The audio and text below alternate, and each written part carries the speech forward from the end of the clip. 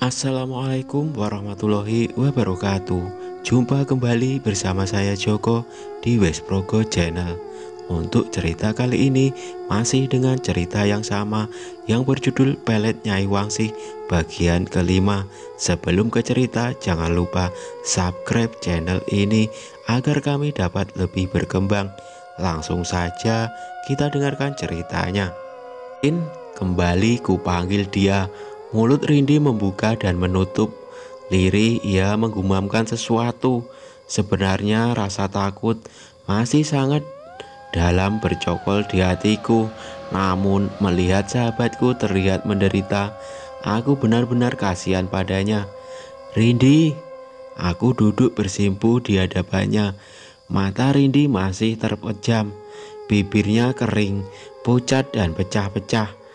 Darah seakan surut. Kulihat wajah maupun tangan Rindi memutih bagai mayat. Darah, lirihnya. Aku mengernyitkan kening, berusaha mencerna apa yang ia katakan. Mata Rindi membuka. Aku tak lagi kaget ketika matanya berubah menjadi hitam sepenuhnya. Darah, carikan aku darah. Suaranya serak, tubuhku gemetar. Entah pengaruh apa yang ia taburkan padaku, hingga aku mengangguk menyanggupi permintaannya. Kulajukan mobil menelusuri jalanan desa. Siang itu ku coba mencari sosok Mas Romi. Meski tahu akan nihil, tetapi rasa penasaran di hati tentu saja harus dituntaskan. Ku helai napas dengan kesal, berkali-kali memukul setir mobil, meratapi hati yang terus-menerus menyebut nama Mas Romi. Mobilku belok ke jalan yang mengarah rumah Mas Romi. Terdengar Kania menjadi gila. Meski aku tak melihat dengan kepalaku sendiri, semua ini pasti ulah Rindi. Tak ada rasa iba sedikit pun di hatiku. Kania menjadi gila bukanlah itu bagus. Ia tak akan menjadi pengganggu antara aku dan Mas Romi kembali. Bahkan jika wanita sundal itu melahirkan anak Mas Romi, lalu apa Mas Romi tak mungkin kembali padanya? Benar, Mas Romi masih dalam pengaruh pelet Nyai Wangsih, jadi dia tak mungkin pergi jauh. Aku yakin dia masih ada di sekitar desa ini. Sesampainya di tempat, ku tepikan mobil tak jauh dari rumah Mas Romi. Mengamati rumah yang terlihat asri, hatiku bergetar. Meski telah ku coba menekan, tetapi rasa bersalah mulai menelusup batin. Ku hembuskan napas berat, memejamkan mata sebentar untuk menetralkan pikiran. Ketika ku buka kembali kedua mata, sosok kuntilanak merah telah duduk di jok belakang mobil. Dari kaca spion terlihat ia menatapku tajam. Aku menyuruhmu mencarikan darah, ucapnya serak. Ku telan safilaku kemudian mengangguk kaku. Tangan yang akan memutar kunci starter mobil terlihat bergetar. Rasanya sangat sulit hanya untuk memutar kunci saja. Kulirik kembali kaca spion dalam dan dia masih ada di sana. Keringat dingin membasahi dahi dan tengkukku ketika sekali lagi berniat memutar kunci starter mobil. Tiba-tiba kunci tersebut bergerak sendiri, memutar dan tepat menyalakan suara mobil. Kulirik penumpang di belakang yang perlahan menyeringai. Segera kualihkan pandangan menatap ke depan kembali, lalu menggerakkan mobil meninggalkan rumah Mas Romi. Ku teguk saliaku beberapa kali dengan sengaja pandangan mata melihat ke arah, asalkan tak menengok ke belakang atau sekedar melirik spion. Meski begitu, rasa sesak dan takut semakin mempengaruhi pikiranku. Tangan dan kaki gemetar diselilingi keringat yang keluar dari sela pori-pori kulit. Berkali-kali ku pejamkan mata menetralisir rasa takut, tetapi tak kunjung juga reda. berdebar di dada ini. Ku hembuskan napas berusaha memfokuskan pandangan. Akan tetapi tawa terkikik dari belakang membuatku langsung hilang konsentrasi hingga menginjak pedal gas keras-keras. Mobil melaju tak terkendali hingga beberapa kali oleng ke kanan dan ke kiri. Pikiranku dipenuhi rasa takut.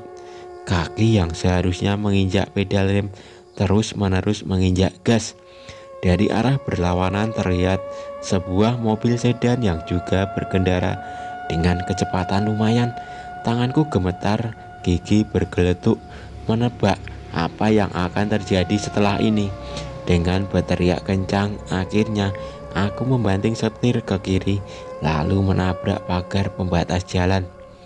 Napasku terengah. Untung aku tak terluka. Tabrakan terdengar cukup keras. Aku yakin akan ada banyak kerusakan di bagian mesin. Pintu kaca diketuk oleh seseorang. Aku menoleh dan mendapati pria berumur 30 tahun.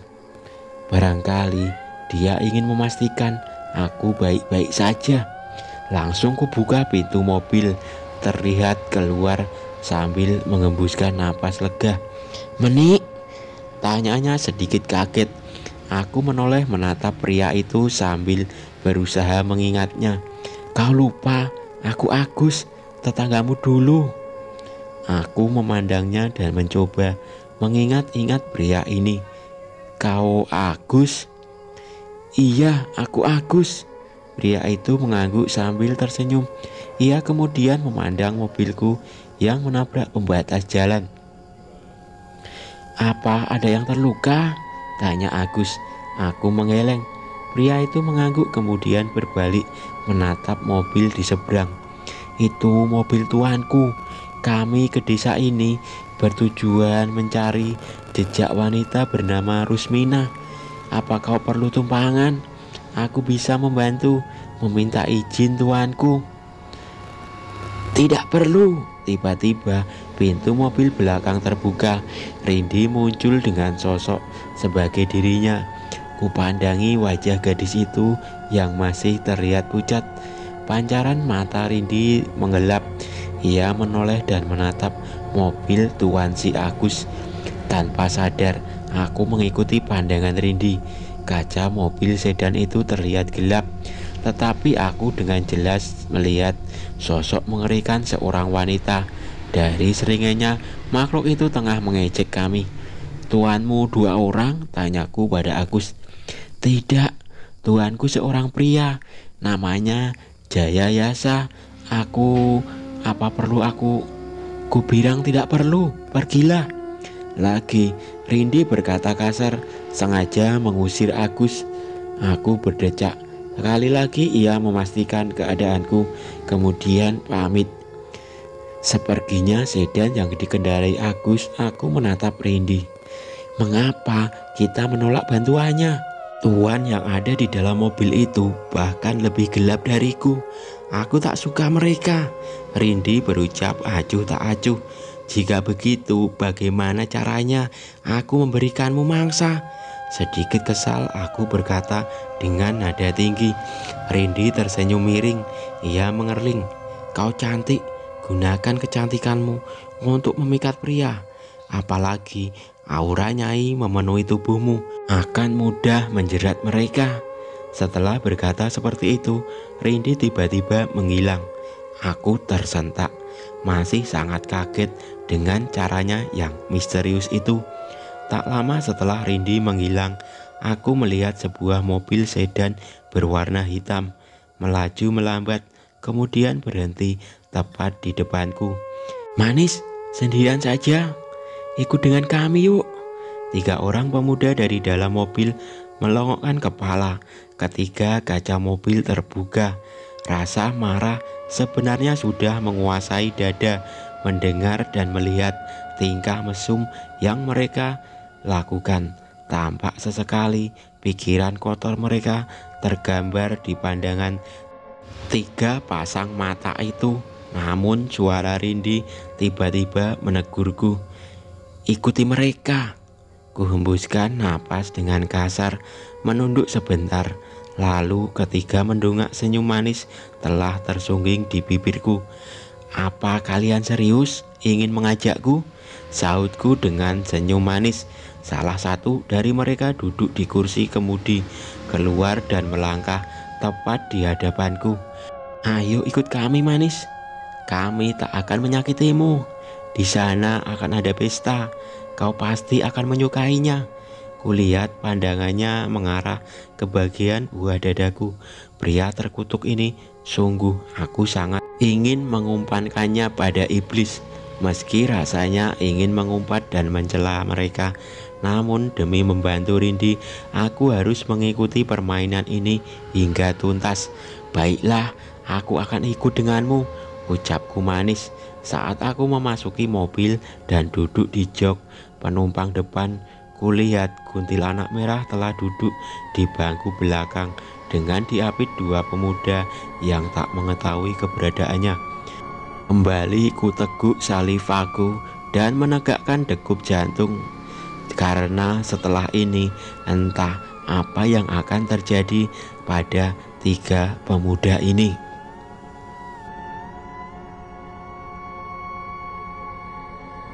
Oke, cerita ini kembali ke Kania. Suara derit jendela yang terbuka karena tertiup angin menjadi satu-satunya suara dalam keheningan kamar. Hari telah kembali berganti siang, tetapi aku tak lagi bersemangat untuk berusaha keluar dari kamar ini. Sudah 2 hari ini Mbak Rindi tidak muncul. Aku bisa merasakannya, karena jika wanita itu ada di sini, aura suram dan makhluk-makhluk mengerikan pasti muncul di setiap sudut kamar. Namun tidak dengan kemarin dan hari ini. Sepertinya gadis ini sedang melakukan sesuatu, dan itu membuatku menjadi lebih khawatir. Aku takut dia telah melakukan sesuatu pada Mas Romi. Entah dibawa kemana suamiku. Menjadi semakin resah hati ini. Sampai saat ini aku belum mempunyai kesempatan keluar dari sini. Pernah mencoba beberapa kali kabur. Mbak Rindi memergokiku dan semakin menambahkan penjagaan roh-roh gelap. Kali ini pun sama. Meski jendela terbuka lebar, aku tak bisa memanfaatkan hal itu sama sekali. Di luar rumah sudah terpasang segel yang dapat membakar tubuh. Jika aku memaksakan diri kabur, tubuhku akan terbakar menjadi abu. Semua sudah terencana oleh gadis itu. Aku pun tak bisa meminta tolong kepada kedua mertuaku. Setelah kejadian hari itu, mereka tak pernah datang lagi kemari. Kuhelai napas sebelum beranjak turun dari ranjang. Kehamilanku memasuki umur 4 bulan. Mbak Rindi hanya memberi makan seadanya, tak ada gizi yang seimbang, sehingga tubuhku terlihat semakin kurus. Kupandangi jendela yang terbuka, kemudian menatap sekeliling, mencoba merasakan keberadaan makhluk-makhluk mengerikan yang ditugaskan Mbak Rindi. Seketika niat ingin kabur kembali tumbuh saat tak kurasakan aura mereka. Kusentuh jendela dengan tangan kosong. Getar kekuatan tak kurasakan seperti kemarin-kemarin. Kembali menoleh ke dalam dan mengamati setiap sudut ruangan. Takut ini adalah jebakan untukku. Akhirnya setelah pertimbangan masak-masak, aku mencoba membuka jendela lebih besar, lalu menaikinya. Akan tetapi belum sempat kaki menyentuh tanah, suara geraman terdengar keras hingga menohok jantung berdetup kencang. Sosok makhluk berbulu tinggi dan besar dengan mata semerah darah muncul. Mataku terbelalak ketika makhluk itu menyeringai. Matanya kemudian fokus pada perutku yang terlihat sedikit menonjol. Refleks tangan kiriku menutupi perut sebagai gerakan perlindungan diri. Aku kembali masuk ke dalam kamar. Detup jantung masih terasa menghentak. Kuhela napas mencoba menormalkan kondisi. Saat itulah tiba-tiba bau pandan tercium pekat. Kuputar badan menghadap jendela itu kembali, memastikan makhluk tadi tak masuk. Dan memang Tak ada apapun di sana. Tetapi entah mengapa bau harum pandan terasa semakin pekat meski aku menutup hidung. Beranjak cepat aku berniat menuju ranjang kembali. Baru beberapa langkah aku terhenti. Di ranjang sana, sosok Mas Romi sedang duduk sambil tersenyum memandangku. Wajahnya terlihat tampan seperti biasanya. Tak ada tanda-tanda ia dianiaya. Keningku berkerut mencoba memandang lebih teliti sosok Mas Romi. Namun berkali-kali aku mencari kesalahan. Sosok Mas Romi terlihat seperti dirinya yang biasa. Masuk dari mana dia? Jika dari pintu, mengapa aku tak mendengar pintu yang dibuka? Kania, panggilnya. Aku mengernyitkan kening, suaranya pun sama. Kania, sekali lagi ia memanggil. Kali ini sambil berdiri, langkahnya pelan penuh wibawa mendekatiku. Sayang, kau menatapku begitu, mengapa? Ia mengulurkan tangan lalu membelai rambutku. Aku menggelengkan kepala menghindari belialnya yang berlanjut. Mas Romi berkerut memandangku aneh. Kau tak suka aku belai? Mas, kapan datang? Kenapa aku tak mendengar kedatanganmu? Ucapku sambil melirik ke pintu yang masih tertutup rapat. Mas Romi tersenyum.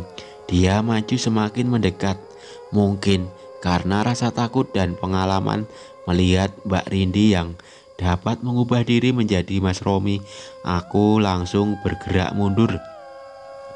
Melihatku yang menghindar, sosok Mas Romi akhirnya bergeming. Dia menatapku dari ujung kaki hingga ujung kepala, membuatku risih dan tak nyaman. Meski aku tak mempunyai kekuatan apapun, dapat dipastikan sosok di depan bukanlah Mas Romi. Siapa kamu? Tanyaku dengan bibir bergetar. Tentu saja aku suamimu, jawabnya sambil menyeringai. Bulu kudukku mulai merinding saat seringainya semakin lebar. Benar, dia bukan Mas Romi. Mas Romi tak pernah menyeringai menjijikkan seperti itu. Aku minta siapapun kamu, pergilah, jangan ganggu aku. Kania, aku Romi suamimu. Bukan, kau bukan dia. Kania. Dia maju dan menangkap tangan kananku. Aku segera meronta, tetapi ia semakin mencengkeramku. Kania, aku Romi suamimu. Aku datang kemari karena merindukanmu. Tidak, pergi. Aku mencoba meronta lebih keras, namun bagaikan rantai baja, tangan yang mencengkeramku benar-benar kuat. Meski terasa sakit, aku tetap mencoba sekuat tenaga meronta. Suara gereman terdengar sebelum tubuhku ditarik lalu terjatuh di kasur. Levrek, ku pegangi perut yang terasa nyeri karena menekan ranjang. Kania, kali ini suara dari sosok Mas Romi berubah menyeramkan, serak dan besar. Dengan sedikit mendesis, bau pandan kembali tercium. Kali ini aku yakin arahnya berasal dari sosok Mas Romi.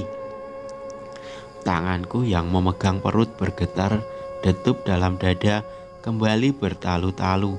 Aku ingin berlari, tetapi tubuh terasa kaku. Sosok Mas Romi mendekat, hidungnya mengendus-endus ke arahku. Aku beringsut sambil menyeret tubuh menuju arah lain. Namun gerakanku terhenti ketika tangan menangkap pergelangan kaki lalu menyeret dengan kuat dan kasar. Aku menjerit keras ketika sosok Mas Romi menindihku dan mencoba mencium lekuk leher. Bau pandan begitu menyengat. Kulit serta napasnya terasa begitu pekat. Jeritanku teredam oleh tangannya. Aku membelalak dengan air mata yang siap tumpah. Tolong,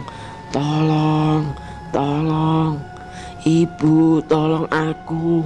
Aku hanya bisa menjerit tertahan. Sosok Mas Romi tertawa.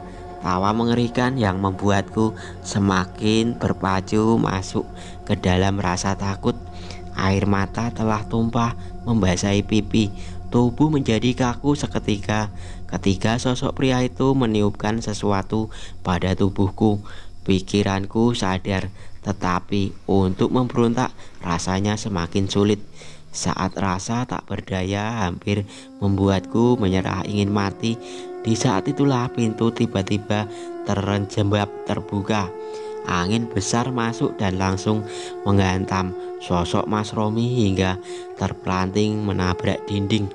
Cahaya terang masuk lalu menghantam sosok Mas Romi, membawanya melayang lalu menghantamkannya ke lantai. Sosok Mas Romi terbatuk-batuk. Tubuhnya perlahan berubah menjadi makhluk mengerikan berbulu lebat dengan mata merah yang aku temui di jendela tadi. Makhluk yang disebut oleh kebanyakan orang sebagai genderuwo. Makhluk itu mengeram ke arah dinding, padahal tak ada apapun di sana.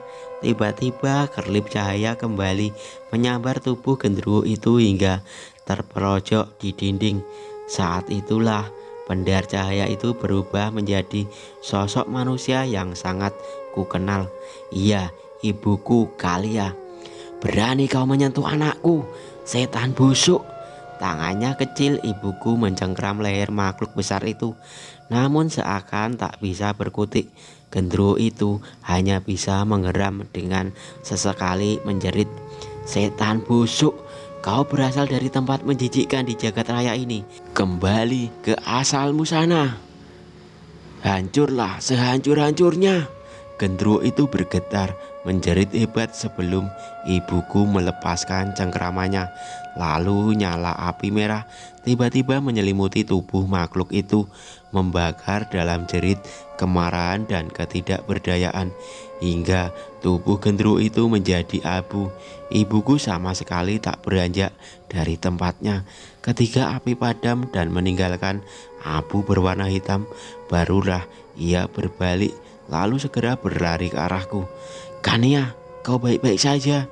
Aku mengeleng lemah, cepat kurai tubuhnya, kemudian menumpahkan tangis dengan menyembunyikan wajahku di perutnya. Kurasakan tubuh ibu gemetar. Tangannya kemudian membelai punggung dan rambutku sambil berkata, "Aku di sini, Nak, tenanglah." "Ibu, ibu." Lirih kusebut namanya dalam isak tangis. Rasa syukur tak terhingga karena beliau datang tepat waktu. Jika sampai gendruwo itu menjamahku, aku benar-benar tak ingin hidup lagi.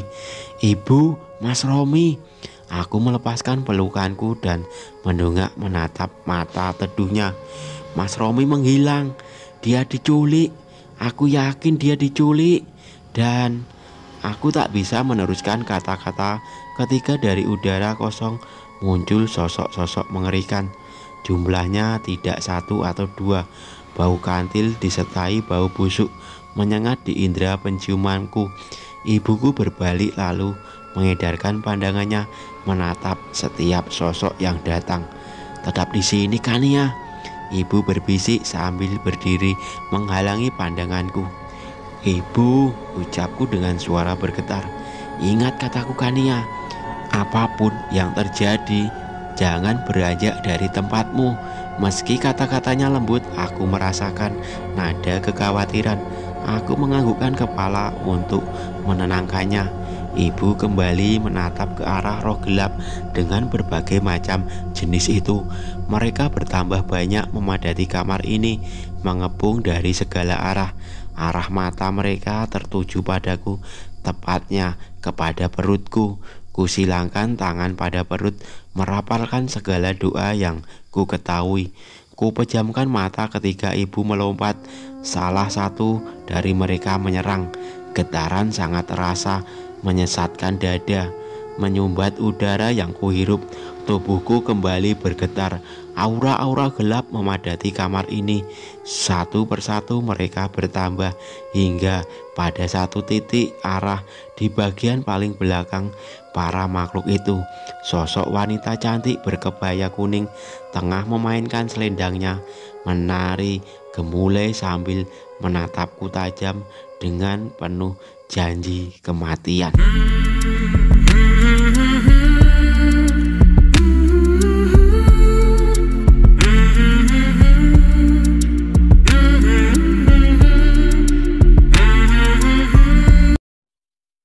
Oke, sampai di sini dulu cerita dari saya. Jangan lupa subscribe, like, share, komen, dan tentunya bunyikan tanda lonceng untuk dapat mengupdate cerita-cerita dari saya. Wassalamualaikum warahmatullahi wabarakatuh.